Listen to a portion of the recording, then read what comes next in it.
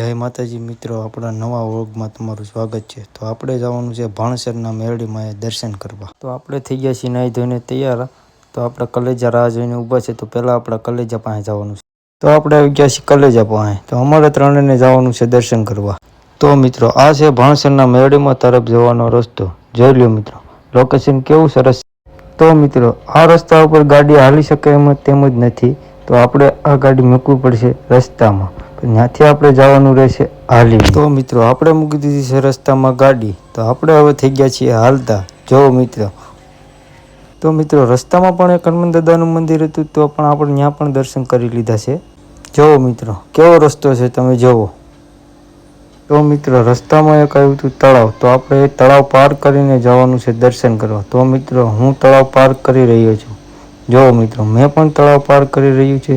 તો અમારે આ ત્રણેય મિત્રો તળાવ પાર કરે છે। તો તમે પણ જોઈ શકો છો આ કેવી રીતે તળાવ પાર કરે છે।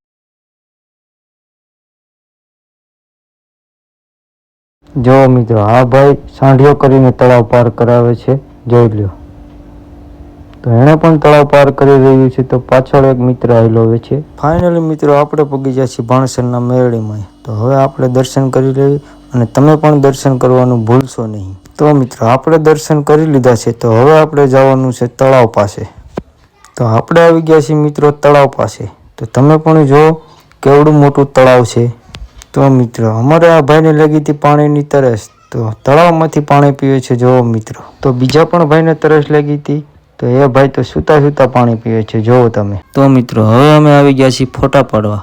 સારું લોકેશન હતું તો મેં કીધું હવે 2-3 ફોટા પાડીએ। તો મિત્રો અહીંયા આપણો વ્લોગ પૂરો થાય છે। તો લાઈક, કોમેન્ટ અને સબસ્ક્રાઈબ કરવાનું ભૂલતા નહીં।